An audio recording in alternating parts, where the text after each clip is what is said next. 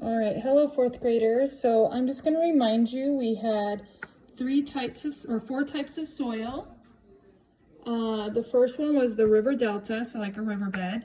The second one was the mountains. The third one was the desert, and the fourth one was the forest. So we're going to look at that and we're going to see what happened after we added the water and we allowed it to settle. So we're going to start with the number one, which was the delta or the riverbed, and see how it kind of started to separate out a little bit. And we have about 3 different layers because this one didn't really have any big rocks. So you can see the top layer has the like the soil, the decaying dirt and things like that. The second one has the sand, or not the sand, the clay, and then at the very bottom we have sand. So this one was the delta or the riverbed. Okay, here's number 2. And here's number 2, which was the mountain. Okay, you can still see some of the soil in there.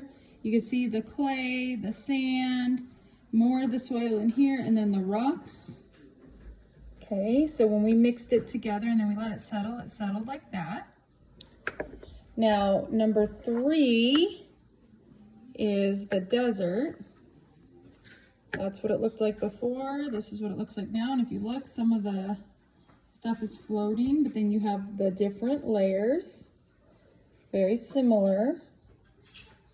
Clay, sand. There are some gravel in there. It's not as clear to find it, but if you look right here, there's some within that layer.